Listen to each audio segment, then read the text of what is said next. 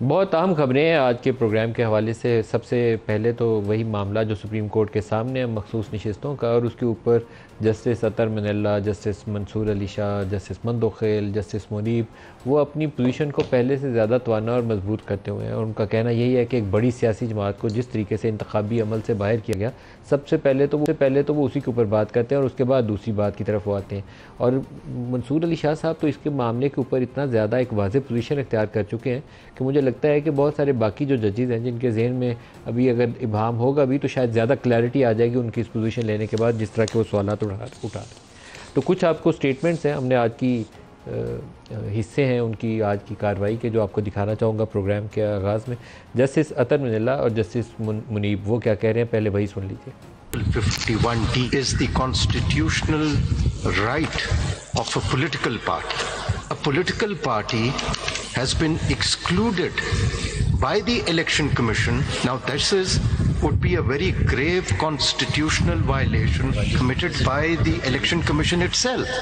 So as a constitutional highest court, to correct this very serious, grave constitutional violation, it has virtually disenfranchised all those who voted for that political party. Independence, with all due respect, created by the Election Commission on its faulty understanding of the Constitution and in particular the judgment of the Supreme Court, that this whole problem or issue is arising out of errors made by the Election Commission, then surely it is or is it not, the duty of the court, the Supreme Court, to the extent that it is able to do that, to correct that error.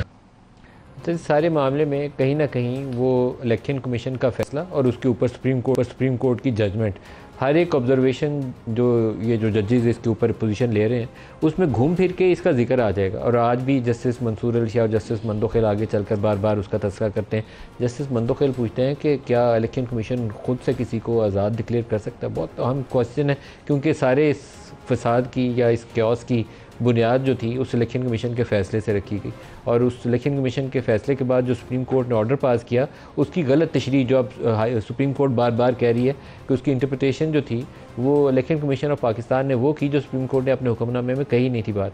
سنیے آگے مندوخیل صاحب اور justice منصور کیا کہہ رہے ہیں۔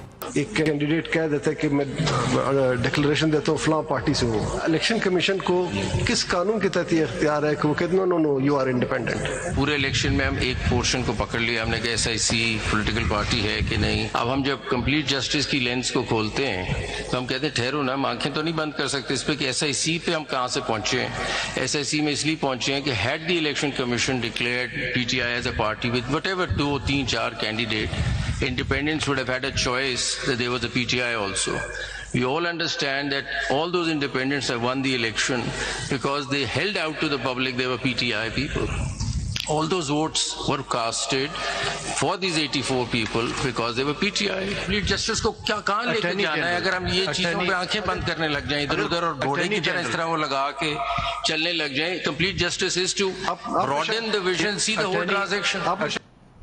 اب ایک سٹیٹمنٹ آپ کو ایک حصہ کارروائی کا دکھاتے ہیں جس میں جسٹس منصور، جسٹس اطہر اور قاضی فائز عیسیٰ صاحب تینوں اس مسئلے کے اوپر آرگیو کر رہے ہیں، اور تینوں کی لائن بڑی کلیئرلی ڈرون ہے، اور آپ کو تینوں کی پوزیشن ان کی آبزرویشن سے واضح بھی ہو جائے گی۔ سنائیے گا۔ Every judgment has been based on premised if they had simply followed the Constitution. When judges, some of them may have great wisdom, I am not one of those. Let's Pakistan go on the constitutional path for once. Do we validate a grave constitutional violation which has become obvious before us? That is Premised inclusion on something. That is not premised. That is the orders have come before us. It has become obvious. You want to respond? We are Please respond. ignoring the elephant in the room. This is not a case کہ پٹواری نے زمین کسی کی inter party لے لی ہے تو ہم نے کہا 185 میں دیکھنا ہے۔ We looking at the electorate, we looking at the national elections. What I find very difficult is to look one segment of the election and ignore a very grave illegality that occurred just a minute before it, which led to that problem. So can we not attend it and close our eyes to it?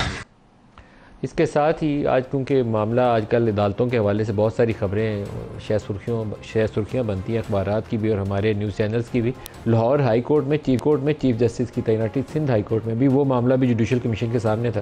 Interestingly Lahore high court میں پہلی دفعہ ایک خاتون justice عالیہ نیلم ان کو chief justice کے عہدے کے لیے ان کی نامزدگی جو ہے تجویز کی ہے کمیشن نے.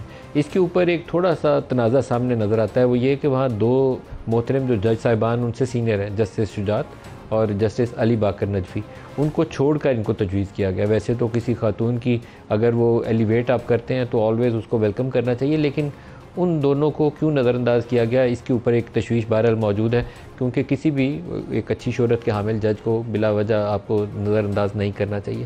تو اس کے اوپر بھی کوشش کریں گے کہ پروگرام میں ہمارے ساتھ اگر کوئی شامل ہوتے ہیں, کوئی لیگل مائنڈ, تو ان سے پوچھیں. ویسے عام طور پر ہائی کورٹس کے اندر پرنسپل آف سینیورٹی اس طریقے سے لاگو نہیں کیا جاتا جیسے سپریم کورٹ آف پاکستان میں کیا جاتا ہے. سپریم کورٹ آف پاکستان میں ججز والا وہ ججز کیس مشہور زمانہ ہے Karachi Sindh high court bar ایسوسی ایشن کے اوپر, جس کے اوپر یہ سینیورٹی کا پرنسپل طے ہو گیا ہوا ہے. ہائی کورٹس میں وہ پرنسپل نہیں ہے, اور یہاں پر کیا اس کو وائلیٹ کرنا چاہیے تھا یا نہیں کرنا چاہیے تھا. ان اینی کیس جسٹس عالیہ نیلم جو ہے وہ پنجاب میں پہلی خاتون چیف جسٹس ہوں گی. اس سے پہلے کے پی میں اور بلوچستان میں ایک خاتون چیف جسٹس موجود ہیں. یہ تیسرا نمبر ان کا آتا ہے اس حوالے سے. جسٹس مسرت ہلالی جو اس وقت سپریم کورٹ میں ہیں وہ کے پی سے آئیں, اور اس سے پہلے جسٹس طاہرہ صفدر وہ بلوچستان کی چیف جسٹس رہ چکی ہیں. جو پروگرام میں آج ہمارے ساتھ شرکا ہے عابد شیخ, سینئر رہنما ہے پی ایم ایل این سے. اس کے علاوہ صاحبزادہ حامد رضا صاحب وی ہوپ کے سنی اتحاد کونسل سے ہمارے ساتھ ہوں گے. آپ کو خوش آمدید کہتا ہوں عابد صاحب. آپ یہ فرمائیے گا کہ یہ معاملہ ریزرو سیٹوں والا ایک حتمی شکل اختیار کرتا نظر آتا ہے. آج تو میرا خیال تھا کہ سپریم کورٹ اس معاملے کو کلوز کر دے گی اور شاید ججمنٹ ریزرو کر لے. اٹارنی جنرل کے بعد صرف پی ٹی آئی کا جواب دینا, جواب دینا باقی رہ گیا, اور اس میں کچھ باقی نہیں, لیکن ایک ہفتے کے لیے پوسٹ پون ہو گیا معاملہ فی الحال. ملک صاحب یہ ایک قانونی بحث ہے. میں آپ کی توجہ کچھ دلاؤں گا ماضی کی چیزوں میں بھی. آپ کو یاد ہوگا پیپلز پارٹی پارلیمنٹیرین بنی تھی, اور جس طرح پی ایم ایل این اور یہ مسلم لیگ پیپلز پارٹی کو توڑا گیا تھا, ایک گروپ بنایا تھا. اور اس کے بعد میں آپ کو مثال دیتا جاؤں, سینٹ کی سیٹوں پر جو پاکستان مسلم لیگ نون کی سیٹیں تھیں, شیر کا نشان لے لیا گیا تھا. شیر کا نشان واپس لے لیا. یہی میرے محترم جج صاحبان تھے, کوئی ہائی کورٹ میں تھا, کوئی سپریم کورٹ میں تھا, کسی نے کوئی بات نہیں کی ان چیزوں پر. نواز شریف کے دستخطوں سے, بلکہ راجہ ظفر الحق سے جو سگنیچر کر کے ٹکٹس اوارڈ کیے گئے تھے, انہوں نے جس طرح سے پھر نواز شریف صاحب کو ڈسکوالیفائی کیا فار دا لائف ٹائم. تو دیکھیں میرا بڑا بےحد احترام ہے اطہر مدن اللہ صاحب جو ہمارے آنریبل سپریم کورٹ کے جج ہیں. یہ اس وقت اسلام آباد ہائی کورٹ میں جج تھے, میرا بےحد احترام ہے ان کے لیے. لیکن جب نواز شریف صاحب کی بیلیں ان کے سامنے لگتی تھی تو سنتے نہیں تھے. نواب پی ایم ایل این کا کوئی کیس جاتا تھا تو سنتے نہیں تھے. یہ ذہن میں رکھیے, جیسے سطر منیلا وہ جج تھے جنہوں نے آبزرویشن دی تھی کہ حکومت گارنٹی کرے کہ نواز شریف 2 دن زندہ رہیں گے اگر باہر جانے کی اجازت نہیں دی. مشہور زمانہ آبزرویشن ہے ان کی. بات یہ نہیں, نواز شریف کو واپس باہر جانے کی اجازت دینے میں بڑا رول تھا. دیکھیں جو جج وہ ہوتا ہے جس کے فیصلے بول, جان آپ نے اللہ کو دینی ہے, ایمان وہی ہے, اللہ تعالیٰ کو بھی آپ نے حساب دینے. میں ان کے فیصلوں کی آبزرویشن کے خلاف نہیں ہوں. میں سر ماضی میں آپ کو باہر جانے کی نہیں, میری عرض سنیں, میں ماضی میں کچھ چیزوں کو لے کر جا رہا ہوں کہ نواز شریف کی بیل کو سال ان عدالتوں میں نہیں سنا جاتا تھا کیسز کو. اب مجھے بتائیں جو سینٹ میں ہمارے سے سیٹیں واپس لی گئیں, جو آزاد وہ ہمارے ممبران کر دیے گئے, کیا یہ غلط کیا گیا؟ دیکھیں نا, وہ سیاسی جماعت کے ساتھ زیادتی کی گئی. پھر تو پھر معافی مانگے نا ان چیزوں پہ, معافی مانگنی چاہیے. معافی مانگے کہ ہم نے نواز شریف, اب ہمیں کہہ رہے ہیں, ابھی کہہ رہے ہیں جی کہ پی ٹی آئی بڑی پارٹی, کیا مسلم لیگ نون انڈیا کی جماعت تھی یا بنگلہ دیش کی جماعت تھی؟ اس وقت چاہیے تھا کہ نواز شریف صاحب کی جو پارٹی کے جو سینیٹرز تھے ان کو آپ نے آزاد ڈکلیئر کیا. انہی معزز عدالتوں نے ان کو آزاد ڈکلیئر کیا گیا. غلط تھا. انہی ججز نے, انہی وہ چیف جسٹس تھے اس وقت کے ثاقب نثار صاحب اور ان کی یہ پوری ٹیم تھی. اب مجھے بتائیں کیا جب مسلم لیگ نون کے طرف, میرا کہنے کا مقصد یہ آئینی فیصلہ ہوگا, میں کسی کی انٹرپریٹیشن میں نہیں جاتا. مسلم لیگ نون کا فیصلہ ہو تو زبان بکمن سکمن ہو جائے.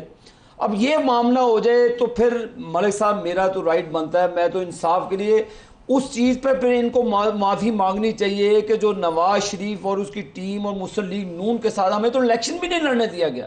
اب یہ میں بھی ابھی بیانات سن رہا تھا معزز جج صاحبان کے کہ آپ نے پارٹی کو باہر رکھ دیا.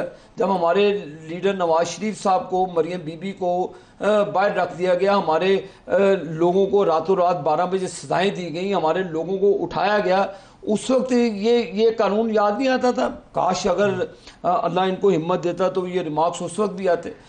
میرا گلہ کہ گلہ یہی ہے ملک صاحب, پھر جو چیز روز اول سے ہوتی ہے جہاں تو اس پہ معذرت کریں اور قانون کے مطابق چلیں.